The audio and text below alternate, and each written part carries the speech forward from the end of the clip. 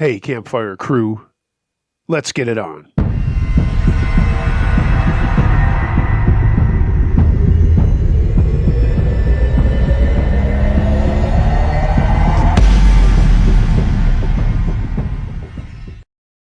Hey, gang. I haven't done a best of in quite some time, and I just got an email from, I wouldn't say an irate listener, but I'll actually just show you the email here, and I'm just only going to read a couple of the highlights. Apparently, this person thinks that I do not do enough. Let's not meet or guys getting effed over or let's not meted by women. And I want to point out that that's not true. And that's what this episode is about. It's the best Femme Fatale stories that I've done over the years. And again, I hope that you will put up with the different music in the background because these come from all different volumes. So to make this person happy and hopefully everybody else out there, here you go. Sit back and enjoy. Emily by Firefly Waterfall. I'm a 17-year-old boy and I have a stalker. I really need to talk to someone about this, and this is the best place to share your creepy stories. I don't know what to do. It all started a few months ago when an odd Instagram account started following me. It liked all my pictures and even commented on the oldest ones. The account had no pics or followers, and the bio only said Emily. I thought that was an odd post or something and ignored it. A couple of weeks ago, my good friend, let's call him Jamie, created a WhatsApp group chat that you can join by a link. It was for a big party he was throwing. I scrolled through the names of the group and I knew most of them, and there were some new names, and one of them was Emily. Emily was quiet on the chat and only commented on my messages, usually with laughing emojis. The party was thrown last Friday at Jamie's, and I was the first one to arrive, and me and Jamie got wasted before everyone else arrived. Soon the place was full of other people, and I noticed a black-haired goth girl staring at me from the other corner of the room. My friend told me that her name was Emily, and that she had a little thing for me. She had been stalking me for months now, and I hoped she would just stop staring and go away since I have a boyfriend. I had no red flags since I only thought she was a silly bit obsessed teenage girl. I drank some more, and soon I couldn't walk. Jamie took me to rest in his bedroom, and I fell asleep. I woke up after a couple of hours, and I checked my phone, and it was about 3 a.m. now. I had a new text message from Emily. It was a picture of me, sleeping. The text said, "I've been wondering what it feels like to pet you." I got really creeped out. I had to find Jamie, but first I had to take a piss. I went to the bathroom, and after I was finished and I was washing my hands, the shower curtain moved. I moved it to the side and saw a naked Emily. I was trying to leave, but she started kissing me and didn't let go. I tried to push her away, and she just kept kissing me and saying, "Fuck me, please. You can do anything you want to me. I love you." I pushed her away and ran out of the bathroom and ran straight to Jamie's arms. I told him what had happened, but he just found it funny. He went to speak with Emily while I waited in the kitchen, and Emily told him that I tried to rape her. Jamie knows me better than that. He told her to cut the bullshit, put some clothes on, and get out. Then my boyfriend came to get me to sleep at his place. I checked my phone again in the morning, and there were more texts from Emily. "I'm sorry that I love you. We belong together. You don't understand, and I cut myself because you love him more than me." And then a picture of her bloody hand and a knife. I moved to my boyfriend's house with my cat, and I'm staying here for the next few weeks. He's a strong guy with a big dog, so I felt pretty safe at this. Last Wednesday, Emily came to my school and started to apologize to me. I have no idea how she found out what school I was in. I told her we're cool, but she can't act like that, and she needs to leave me alone or I'll inform the police. She said that she would leave me alone, and, well, surprise, surprise, she didn't. After school, I went straight back to my boyfriend's apartment. He was still working, so I was home alone with the pets. I watched TV for about 30 minutes, with the dog on my lap and the cat on my shoulders, until I heard a knock at the door. We all went to answer the door, and it was Emily. I slammed the door on her without asking what she wanted and called my boyfriend. He said he would be there in 20 minutes. My boyfriend lives on the first floor, and soon as dogs started growling and barking at the window. Emily stood outside her fucking window staring at me calmly. I went closer to close the blinds. When I did that, she started banging on the window, and the dog started barking like crazy. I suffer from depression and anxiety, so I started having a panic attack and sat on the floor shaking. After about 5 minutes of screaming and banging, it went quiet. I couldn't dare to move as the dog was still growling. Soon I heard the front door open, and the dog ran there shaking his tail. Thank God it was my boyfriend. He ran straight to me and hugged me. And then he called the cops, and they came to take a report and said they would speak to Emily. And then they left. I've heard nothing since from the police nor Emily. I thought I saw her standing outside the house yesterday morning, but I can't be sure. I'm scared and a bit paranoid of her now. I really hope this is over.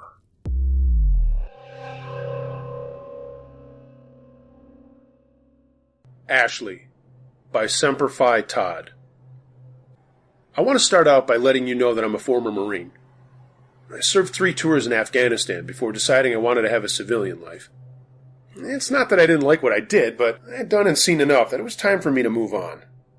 Sadly, I still have issues with a lot of the stuff I experienced, and now dealing with PTSD. Don't get me wrong, I get along okay, but there are times that it's really hard. I've got a great support system, but this story is about someone who was there for me until things went south. I'm originally from Texas, a little town near a lake that the Colorado River runs through. When I got out of the service, I went back home to my girl who patiently waited for me. I got a job at my best friend's fishing guide service and shop, and I also tended bar on the weekends at a local joint. My girl Ashley was finishing college and worked as a secretary at a law firm. We'd been dating since middle school, and she was everything I wanted. Brains, blonde, boobs and butt, and, man, downright beautiful.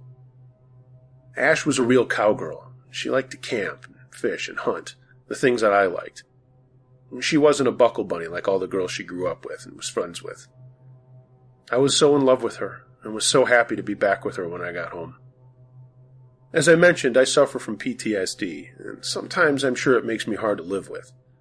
I don't go all gonzo or anything, but I sometimes withdraw from people, and I'm sure it's hard for those around me to understand that I'm not pushing them away. I just kind of need to be by myself to work through things sometimes. I'm not sure if that added to what was to come. After I'd been back stateside for a year, things were going pretty well. I was having less and less panic attacks and getting used to civilian life. Work was good, and I was getting ready to propose to Ash. It was exciting. I felt like I was on top of the world, and then things changed. Ash became, I don't know how to say it, just different. She became extremely possessive of me, to the point that it started to interfere with my work.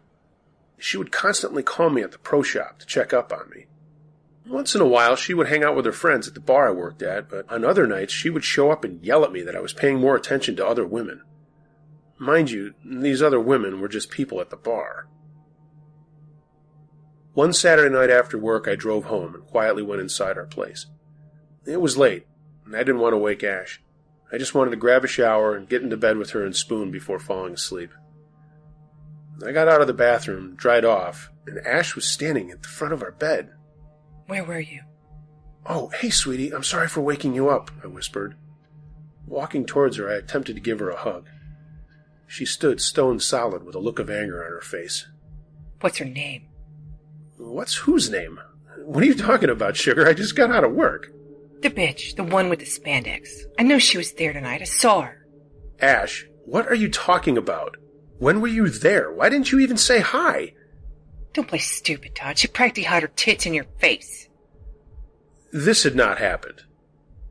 Number one, I don't let people get near me except my close friends, another side effect of the PTSD. And number two, there was a woman in the bar dressed on the skanky side, but I never served her. My coworker Angela took care of her and her friends all night. "Sweetie, I don't know what you're talking about.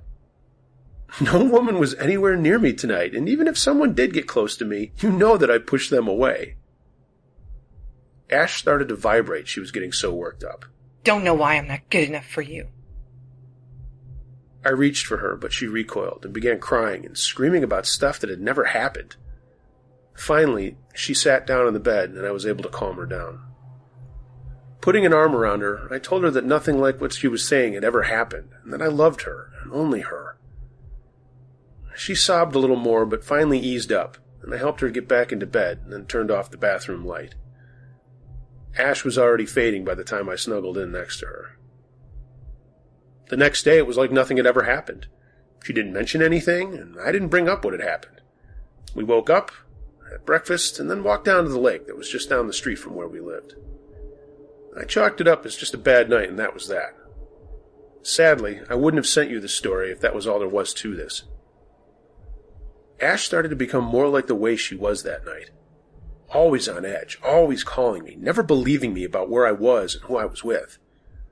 One time my friend and employer asked me to stay late to prep a boat for the next day.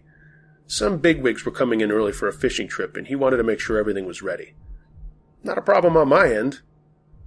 Until I went home. Where the fuck were you? Hey, had to work late, sugar. I texted you around 3 when Ray asked me to stay late. I'm getting tired of this bullshit, Todd. If you don't want me, go find someone else to sleep with. What the fuck is your problem? I had to work late, that's it. Jesus, you're fucking crazy. I left the room to go wash up, and something smashed into the wall in front of me. Ash had thrown a glass at me, but missed. And I'm not kidding. She whipped a glass at the back of my head. Thank God it did miss. I slowly turned around and looked at her, and then just walked out the door. She followed me, screaming. That's right. Get the fuck out of here, you loser. Go run off to your whores. I didn't even turn back, and she just kept raving. I got into my truck and just started driving around the lake. It's not a huge lake, but I was driving slow and just wanted to take stock of the whole situation. I didn't know what the hell was wrong with her. My phone was blowing up the entire time I was out, but I didn't answer it. After a couple of hours, I went home. Ash had been crying, but she had also been very busy. She had smashed a ton of our dishes and even broke some windows and a door. Her hands and feet were bloody from handling broken glass and china. She had written "fuck you" on my face of a picture that was hanging of the both of us on our wall, and she had written "I'm going to kill myself" on a little dry erase board on her refrigerator. She started begging for my forgiveness, saying she was sorry and that she just needed me. I didn't want to, but I caved. I held her and she calmed down. She was just so beautiful, and I had trusted her for so long. I couldn't stay mad at her. But, like before, things really got out of hand.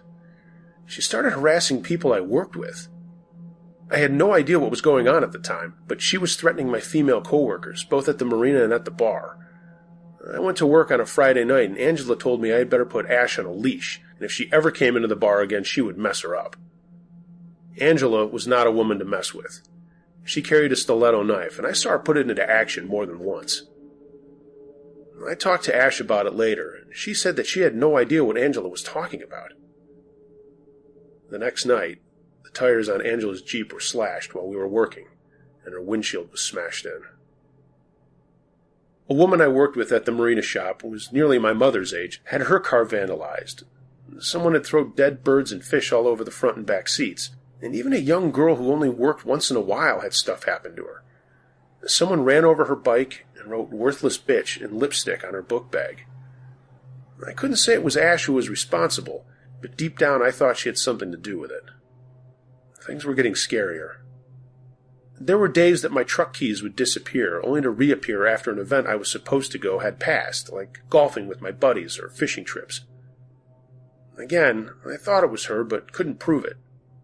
One time I went golfing with her dad, uncle, and brother, and while we were in the middle of our game, I looked up to see Ash storming across the course with a ranger right behind her. She started yelling at me about lying to her, who I was with, what I was doing, despite the fact that we were standing on a golf course and her family was with me. If you don't love me, just say so and leave me, she screamed and then turned around and ran by the ranger. Everyone stood staring at me. I just shrugged my shoulders. They knew something was up. Lots of other things happened, too. Any time I tried to talk to my counselor or people I knew were also suffering from PTSD, she would get in the way, intervening, saying, "Why do you need to go to these meetings? I guess I'm not fucking good enough for you." Finally, one day my boss sent me home from work early.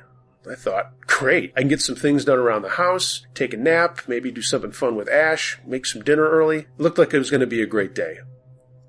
While I was puttering around the yard, Ash's mom pulled up and looked at me strangely. "Hey, what brings you out here today?" I said, smiling.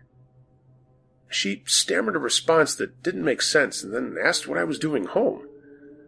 I told her I had time off and was just getting some things done and was ready to make lunch. I invited her to stay, and she reluctantly did so. I made some sandwiches and had a beer. We chatted, and she started to get back to her normal self. She gave me a hug and left. Later, I would find out that Ash told her I was cheating on her and asked my mom to check up on me. Realizing that that wasn't true, she stopped doing it. I mean, I didn't even know it, but she would drive my place of work to see if I was there and stuff. It was messed up. I didn't know it, but this evening was going to be a very tense night for me. I made good on my promise to take a nap and make dinner before Ash got home from work. Well, not the dinner part. I did fall asleep and was just waking up on the couch when I felt something tapping on my head. I looked up to see Ash standing next to the couch. "Hey, sugar," I said. Damn, I wanted to make dinner before you got home, but I must have slept too long."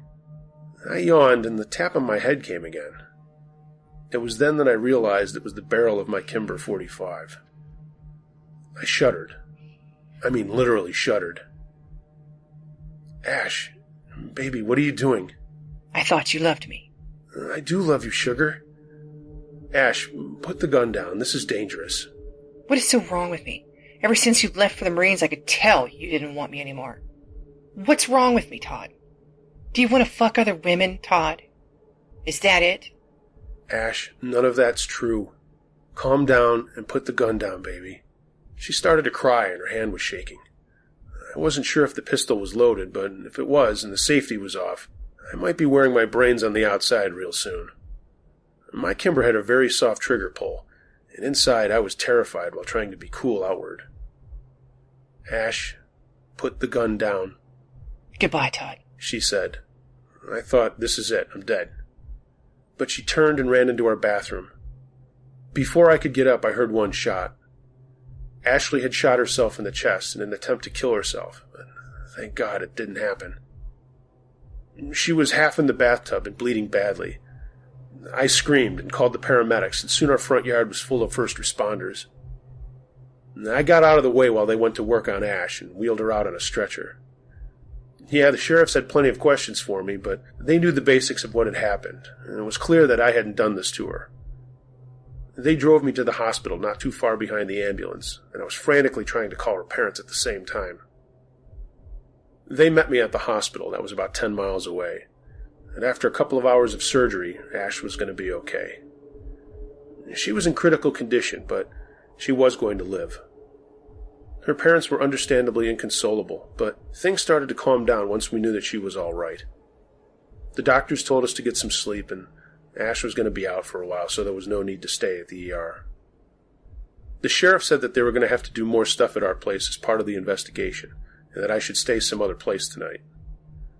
I asked if I could run in and grab some things out of the house, and they said that was okay as long as one of them was with me.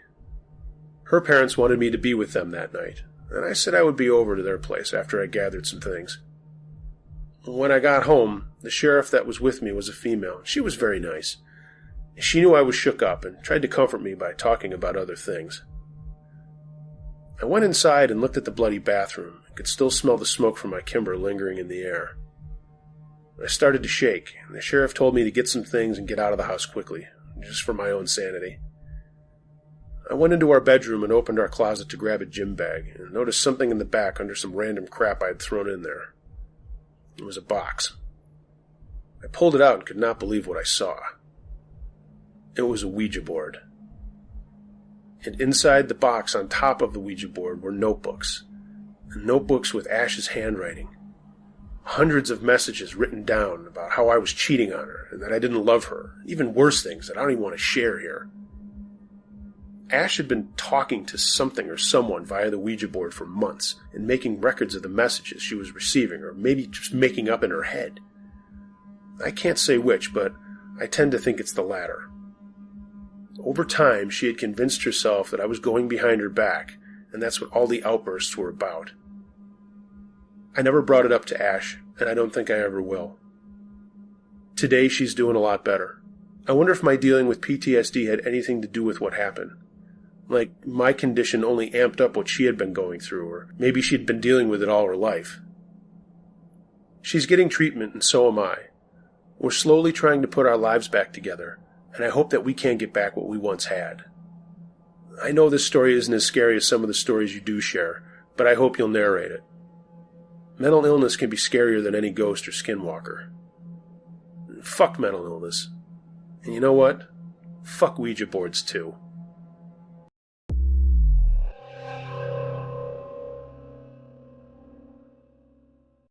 Who was Kate? Submitted by My Name Isn't Chris. I'm going to preface this by saying this is hard for me to talk about, and only my family and a couple of friends know about it. I don't give a flying fuck if no one believes the story. That doesn't matter.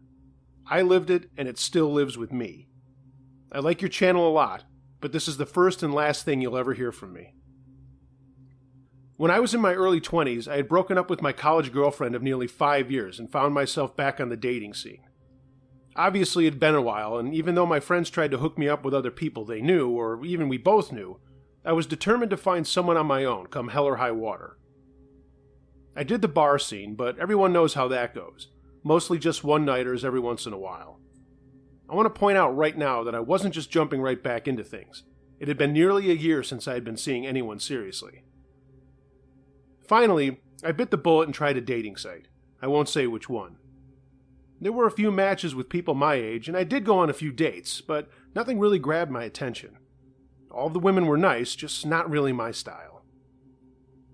I was talking to my friend, I'll call him Sam, about things over a beer at a bar we both went to a lot.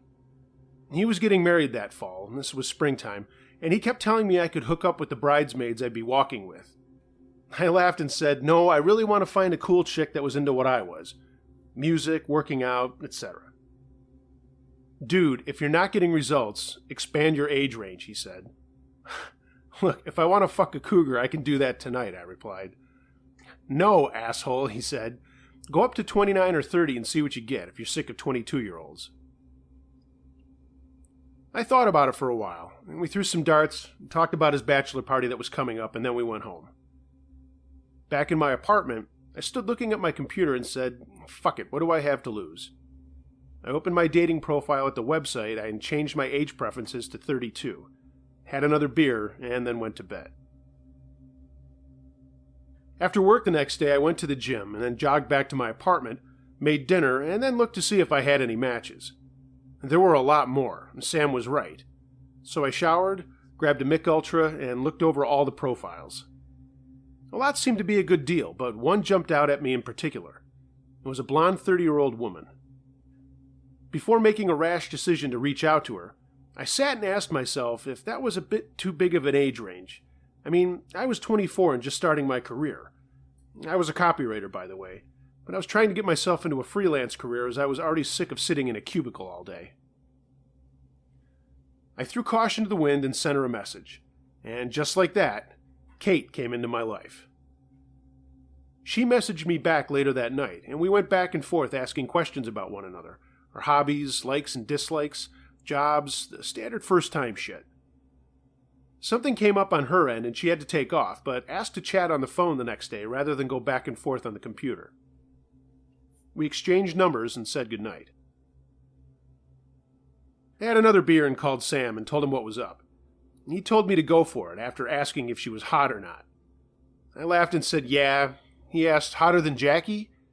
Jackie was a girl I dated before the last girlfriend, who was really pretty, but this Kate was way hotter. She's a part-time model, man, I told him. And I got the standard meathead, dude! And then I asked him to play racquetball that weekend. The next evening, I gathered my courage and called Kate. She answered and we talked for over an hour. More of the same banter as before. She was a corporate translator for a computer company in town and spoke fluent French and was also a part-time model for photographers in and around the city. I told her I knew a little French, and she switched over to it, and I started laughing with my stupid, incorrect responses. She laughed too. Finally, I said, "Look, do you want to get a coffee or a drink this weekend if you're free?" "Sure, let's get a drink on Friday night," she replied. "Ever been to Rue 41? "Yeah, how about 6? She said great, and we said goodnight. I was on a cloud and was hoping that this would work out. Friday finally came, and I did my routine, showered, and walked to the place. It wasn't far from my apartment building.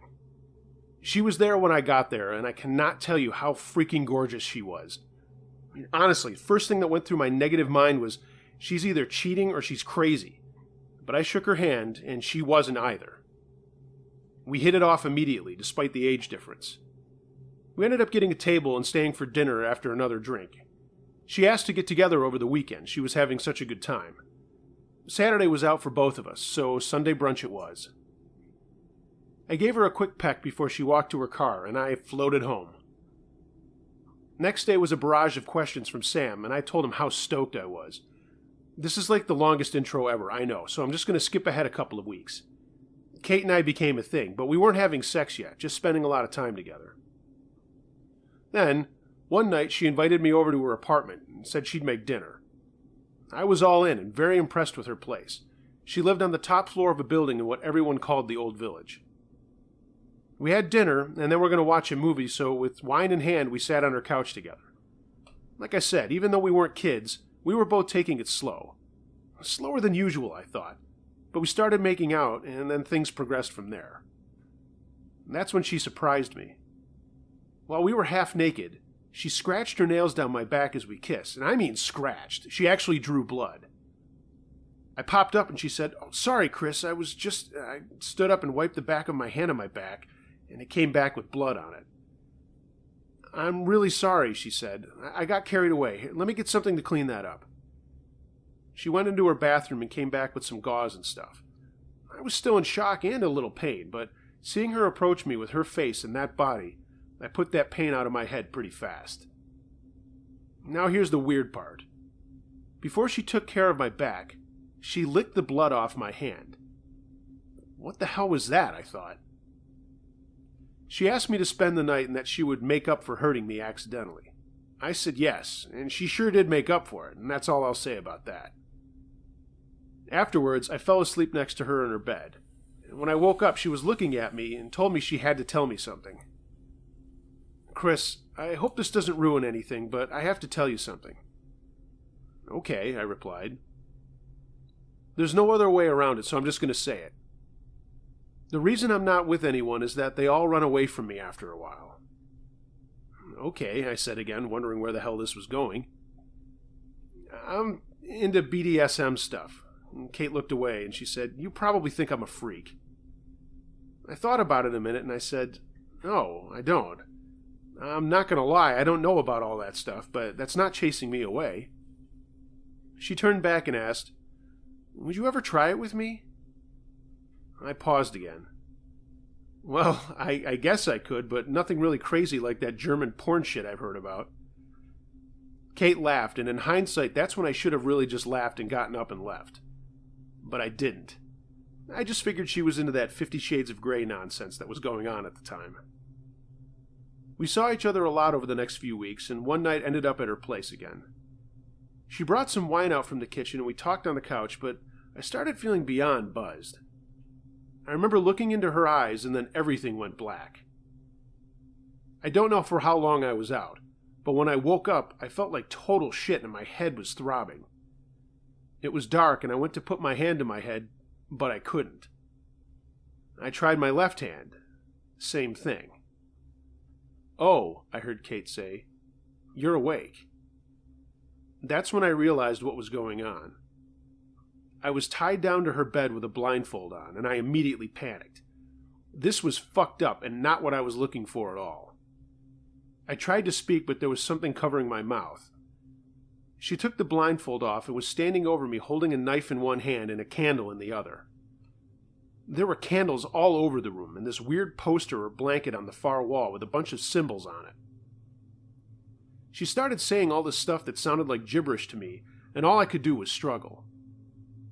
Kate took the knife and pierced my naked thigh and dragged it down to my knee, leaving a thin cut, Not so deep as to need stitches, but plenty of blood, though.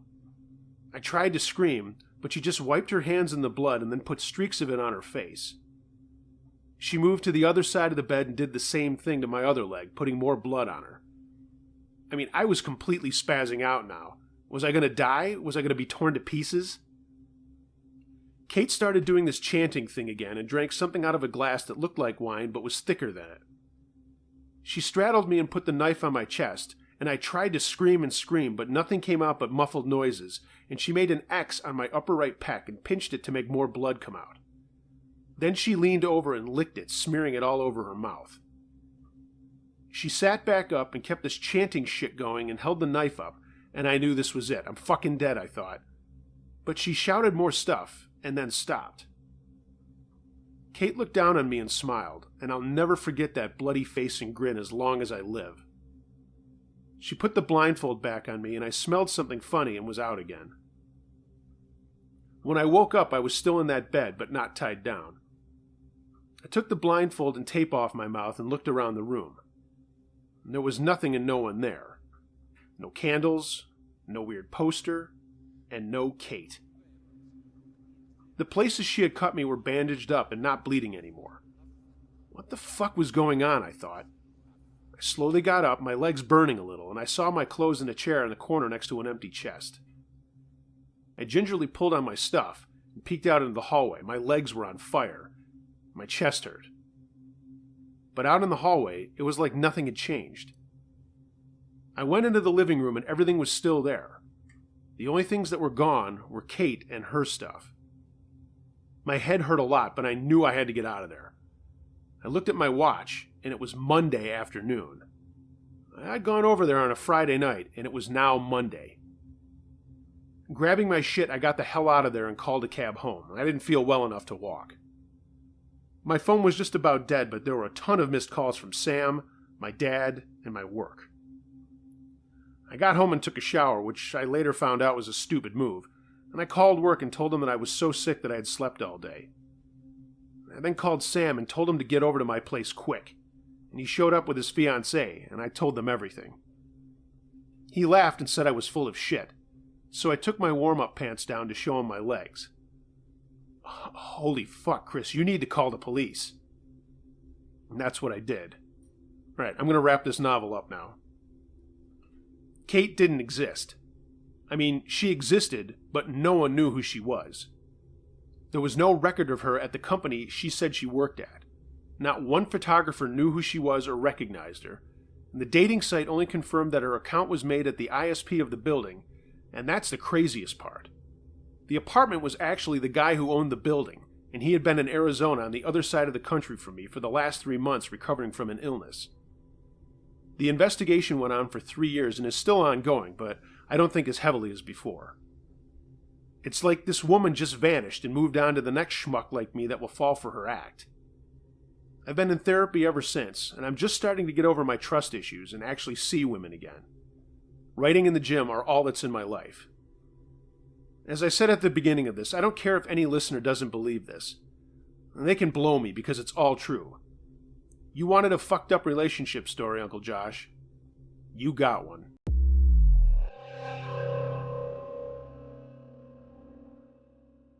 Hirata. Submitted by Sickle241. This story is 100% true. Sorry it's long, but I've never told anyone, and I'm sharing it to get this off my chest. This happened to me right after I graduated from college. I was looking for some adventure, and while I knew I could get a job at my uncle's business in sales and marketing, I thought that would be boring. I wanted to do something crazy. I could settle down with that stuff after a trip or something. I had saved some money, had recently broken up with my girlfriend, and that's a story in and of itself, and I went online looking at places I could travel. I chose Japan as it looked awesome. My uncle had some business contacts there, and he said they'd probably be happy to help me out and show me around, so I asked him to let them know I was going to visit. The flight was long, but I was excited, and it was even more exciting being on my own for real for the first time. I knew a little Japanese from a course I took at college, but I figured I'd be able to pick up a little more just to get by just listening. I got there and checked into a modest hotel and just crashed. Man, I was tired. The next day in the afternoon, I called a man named Kaito that my uncle knew, and he asked me to come to his business to meet with him. He told me how to get transportation, and away I went. Kaito was a nice man, and spoke very good English, and showed me around his company. It was a small chip manufacturer for computers. I asked him what places I should visit, and he had me write down a list, and then asked if I would like to have dinner with his family that night. I said sure. We went to his home in Azabu, a very upscale neighborhood outside of Tokyo. He introduced me to his wife Hana and his daughter Hirata. Hirata was my age and was drop-dead gorgeous. And I'm not talking like a guy with an Asian fetish. Man, she was just beautiful. Long black hair and the bluest eyes I had ever seen. Dark blue eyes. I ate with them and we talked into the evening, and then thanking them all, I said I would let them have their family time.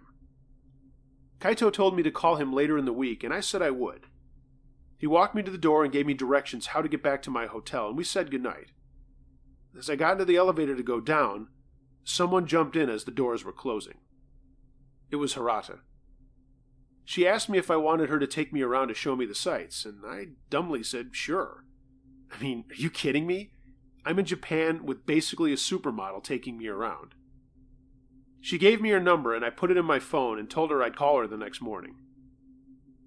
The next day she came to my hotel and I met her in the lobby. We probably looked odd on the street together, me being a 6-foot white guy and her being a 5'5" little sprite. We went to so many places that first day, museums, markets, you name it. We had lunch, talked about what we wanted to do with our lives, and she was studying business to one day take over for her father. The next few days were more of the same, but I noticed every day she was doing more and more to be closer to me. Day 2, she held my hand everywhere I went. Day 3, she wanted her arm around me at all times. I'm not going to lie and say I didn't like it.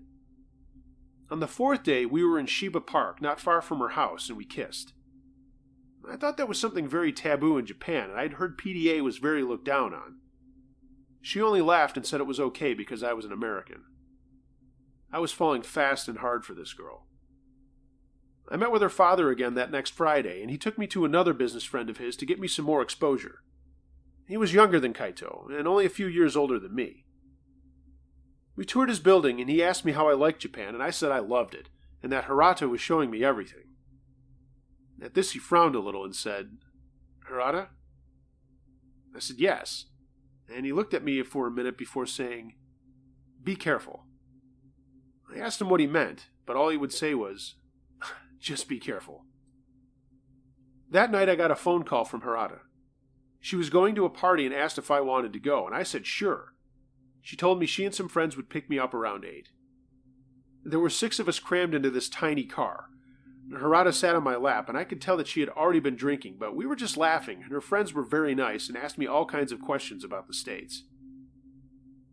We got to the party, and it was in a pretty posh building on the top floor.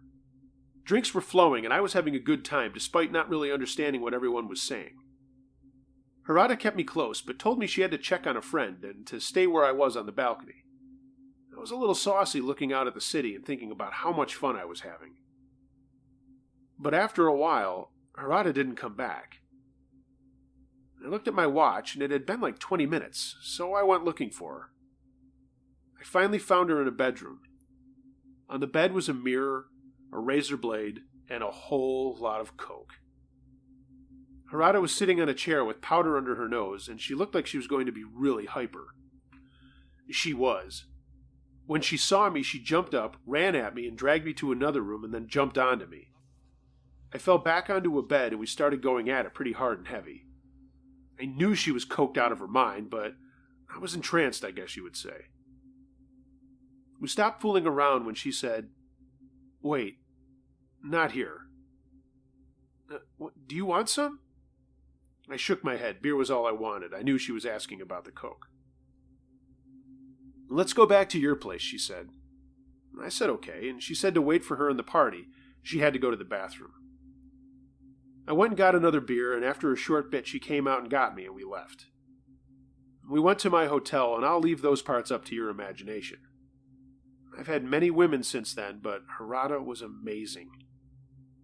She left in the middle of the night to go home, but said she would come back tomorrow to be with me. I fell asleep and didn't wake up until late morning.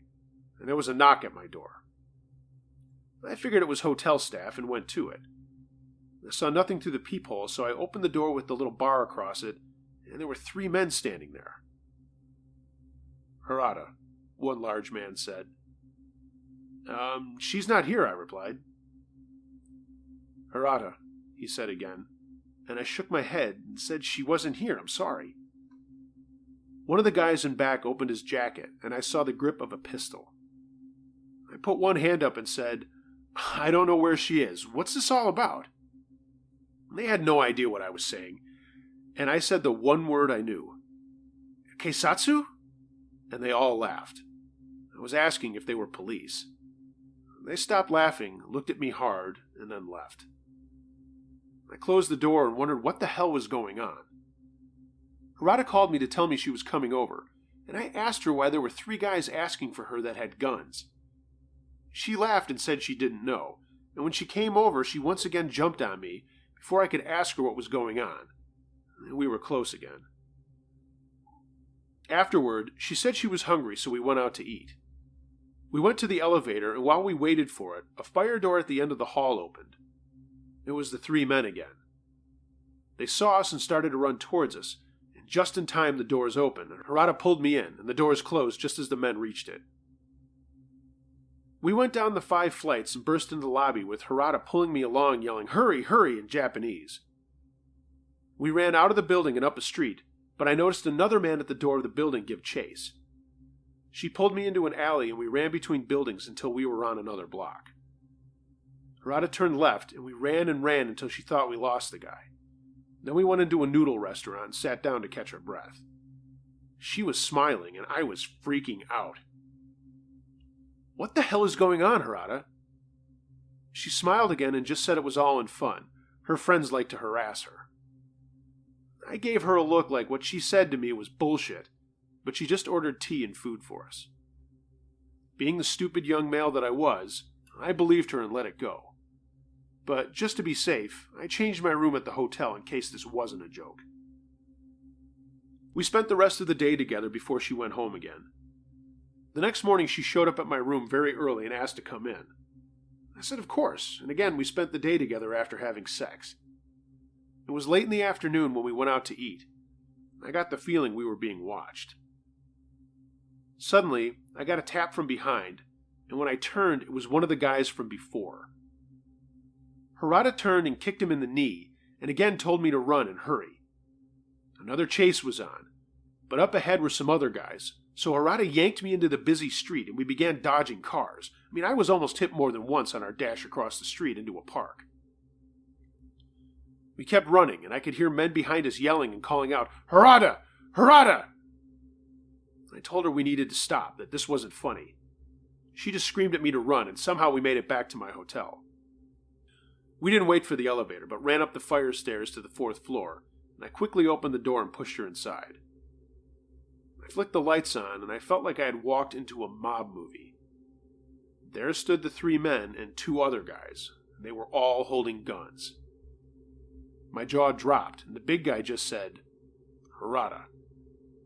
She let out a small yelp, and they began speaking Japanese very fast, and I had no idea what was going on. One of the guys pushed me to my knees and put a gun to the back of my head. What the hell is going on here, I thought. I'm 1,000,000 miles away from home.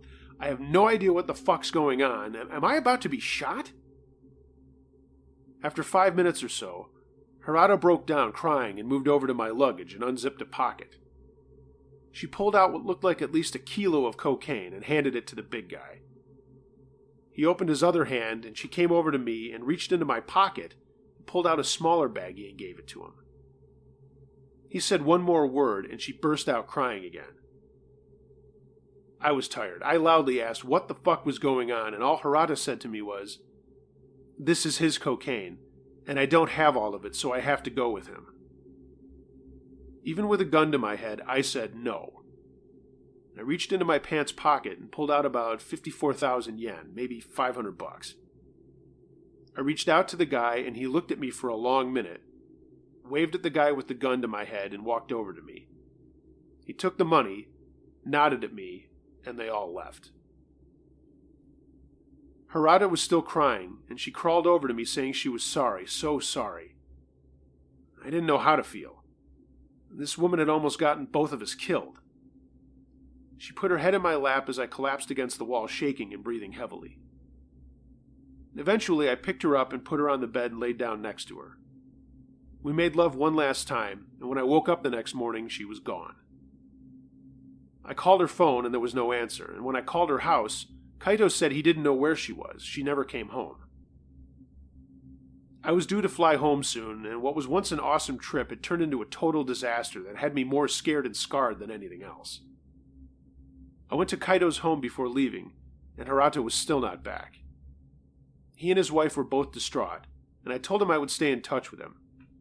It's like they had no idea who their daughter was. A coke fiend messed up with a bunch of gangsters. When I got on my flight, I took off my jacket and a piece of paper fell out of my pocket.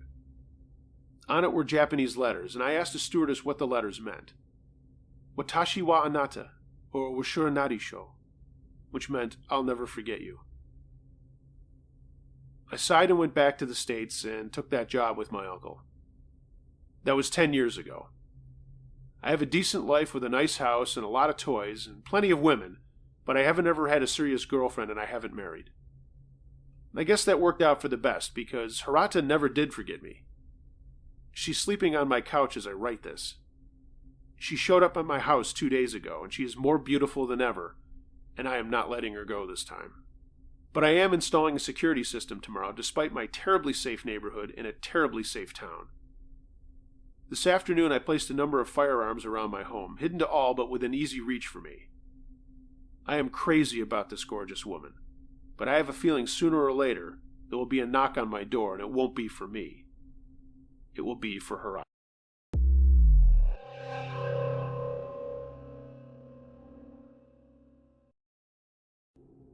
The Woman Downstairs, submitted by 3 Left Turns.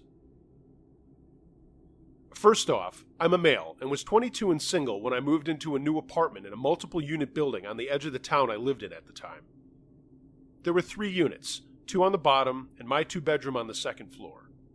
The guy in back was a truck driver and was rarely home, but the woman who lived in the front was in her early 20s and was a cocktail waitress at this bar not too far away from the place. Secondly, this is not creepypasta. This really happened in the winter of 2003. I don't care what anyone says, it's all true. Whether or not I think it was paranormal, I won't say because I don't really believe in that stuff. I was working as an accountant at the time, a field I'm no longer in. It was decent money, but I hated that line of work. I grew up in a very strict, very Catholic, very boring life, and couldn't even date until I was 18 to give you an idea where I was coming from. I'm no longer religious or the straight-laced dork that I was, but like I said, I also don't believe in the paranormal. What happened to me that winter, I still can't explain. When I first moved in, she was already living there, and I'll refer to her as Karen. She was about 24, not bad looking, but just a little odd.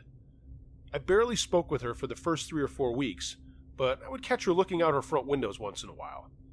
I lived in Michigan at the time, and it wasn't until the first snow flew that I bumped into her and have a conversation. She seemed nice, but shy and quiet.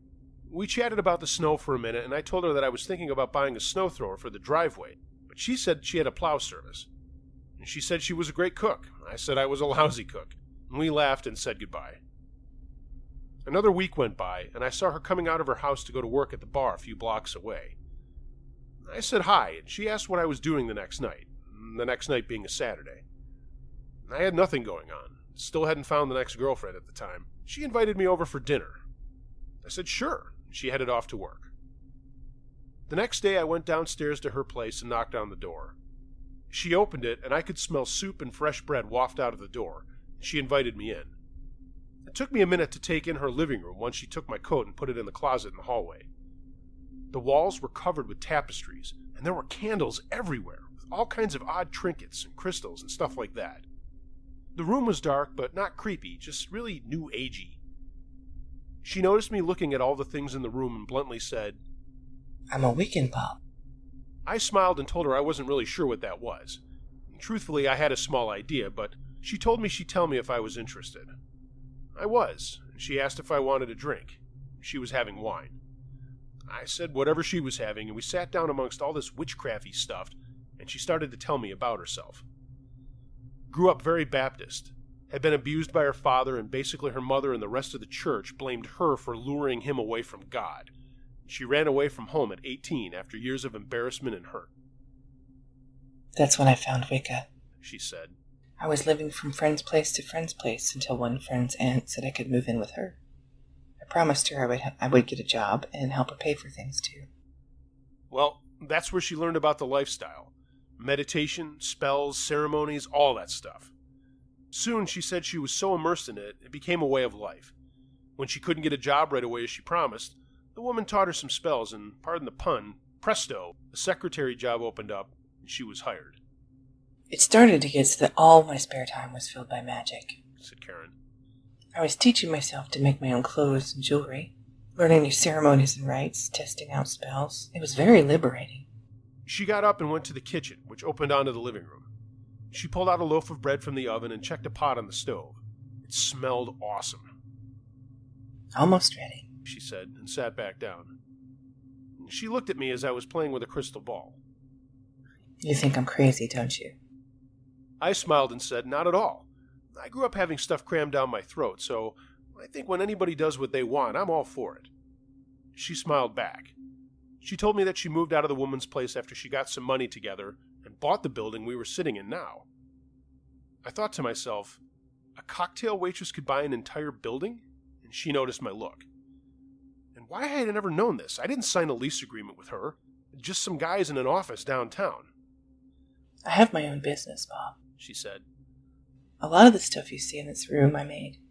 I sell it online to people, and also to some larger dealers. I make very good money. I told her that I didn't mean to offend her, and she shook her head. The bar thing is just fun for me. I keep to myself, but there I could talk to people and then just leave. She said dinner was ready. We sat down at a table, and she served the soup. It was sweet potato with spices, and I could smell truffles, too. Setting down some bread, she was shaving truffles onto the soup, and I was like, Jesus, she can afford truffles? The soup was amazing. She asked about me and what I did, and it was just a really cool time. We hung out for most of the evening, and it was just really fun. When I left, I thanked her, and she smiled. Later that night, I was falling asleep, and I thought I heard something coming from downstairs. It was a kind of chanting, but then there were some other noises, a gurgling and moaning.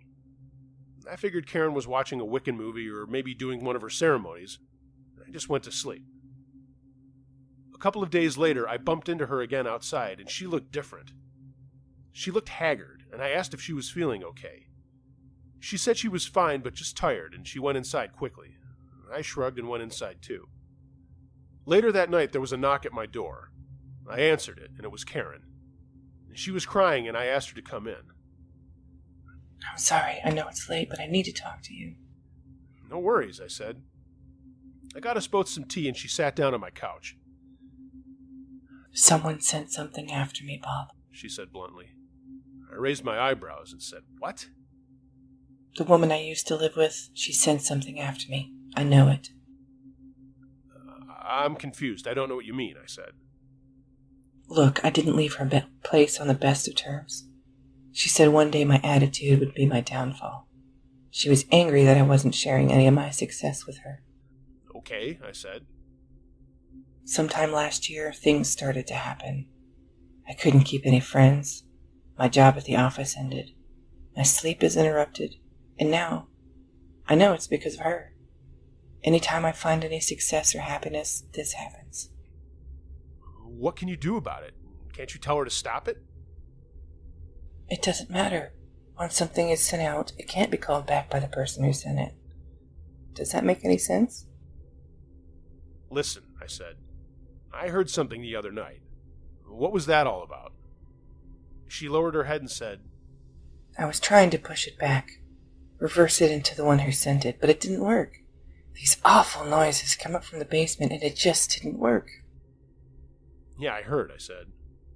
So what now? I think you can help me. Things started up when you moved in, she said. I told her I didn't understand. I like you, Bob. This thing comes and goes through my ups and downs. Whomever sent this doesn't want you in my life. We were silent for a few minutes. Nice girl, kind of on the weird side, just tells me she likes me, has something chasing her around, needs my help. WTF. What does this entail, I asked. I need to reverse it with some spells. You can help, because I think your presence will make a difference. Not totally believing things and even considering I was being had for a joke, I said, okay. At least the night might be amusing. She got up silently and walked toward the door, and I smiled and followed. We went down to her place and she started getting all this stuff together. I know this altar off to the side I didn't notice before, and she starts lighting candles and pushes the furniture out of the way and pours salt or something around in a big circle and drapes a blanket over it and then does it again. Karen lit more candles around the blanket and placed pieces of something black next to all the candles. I asked what I was supposed to do, and she asked me to light this incense stuff and another thing of what looks like sticks and leaves, and I had to wave it around the room. I was feeling pretty stupid about all of it when I heard some thumping coming from the basement.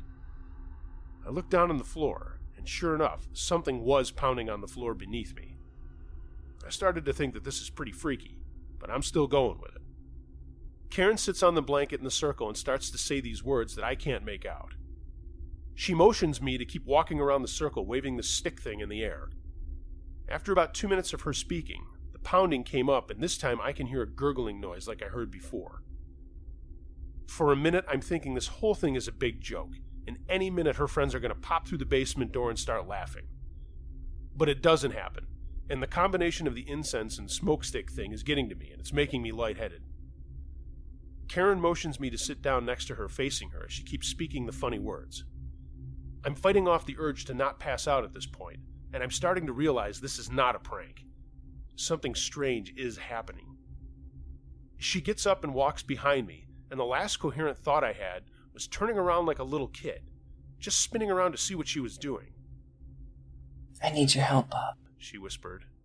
It's now or never, Bob. The pounding is now even louder, and for a second I wonder if anyone outside can hear all of this. She walks towards the basement door down the hallway, and I notice that it's a hell of a lot darker down there than the rest of the apartment. Karen walked into the darkness and came back out, completely naked, walking towards me. Help me now, Bob. Help me reverse this, she whispered. Help me. She stands in front of me, and I'm so lightheaded and in shock that I don't do anything. I just stare. She put this piece of black stone on my forehead, and the next thing is just a blur. The pounding got louder. The moaning and gurgling is splitting my head. It's like there are all these black shapes floating around the room. My head was spinning. I was now on my back, and somehow I got naked, but I don't remember taking off my clothes. Karen got on top of me, and we started having sex. The moaning was now screaming, and Karen takes one of my hands and scrapes down it with this stone, and does so with my other hand. This is literally the most intense thing I've ever experienced, and I can't even explain it. Help me, Bob, she says. She picks up my hands that I see are now bleeding, and she puts them on her waist. Help me now. And that's the last thing I remember. I woke up in my bed and looked at the clock. It was 11:30 in the morning.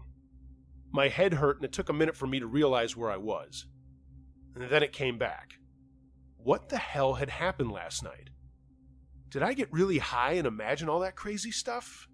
The sounds, the smells, the sex with Karen? Was it just a dream? I slowly sat up on the side of my bed and pushed up with my hands. My hands left red marks on my sheets, and I held them up. There was blood on them, and I ran to the bathroom to wash them off. The blood came off, but there were no cuts or scrapes or anything. I shook my head and stood in disbelief. What the hell had happened? I wanted answers from Karen, so I ran back to my room, grabbed a pair of jeans I was wearing the night before, and they stunk of that incense and stick thing. I went out into the living room, pulling on a sweatshirt, and saw a note on the floor. I picked it up, and written inside was, "Thank you, Bob. Thank you for your help. Love, Karen." I held it in my hand and ran downstairs to her place. I got up to the front door and knocked a few times before seeing the "For Rent" sign in the window. I tried to see in, but the curtains wouldn't let me. After going back upstairs, I called the leasing office asking for Karen, and the guy who I'd signed all the paperwork with for my rental said they'd never even see her. She did all of her business through an intermediary. It was all banks, and they handled the day-to-day. Later that day, I went to the bar she worked at, and the bartender said she had called and quit, and that was that. I never saw or heard from Karen again. I tried to research all the stuff that had happened and even asked some people in a local group if they could help me, but no one could. The front unit stayed vacant until my lease was up, and I moved out. I know most of you won't believe this, but I'm a fan of Uncle Josh's and I know his policy about creepypasta. If he reads this, I cannot stress how much this is true. It changed my life in tons of ways, and while I don't believe it was necessarily paranormal, it was scary as hell. Any thoughts from the listeners are welcome.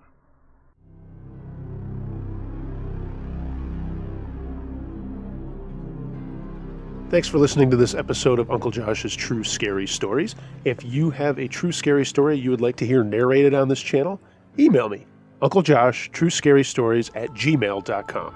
I read them all. Please like, share, and subscribe to this channel, and leave a comment below. I will also get back to you as fast as I can. Follow me on social media. All the links for that are in the description below. And if you'd like to take it a step further and support the channel, there's a link to my Patreon page as well. Everybody, hope you're well out there during this crazy time, and be excellent to each other above all. Until next time, be wary of things that go bump in the night. It could be anything. A ghost, a monster, or the guy next door.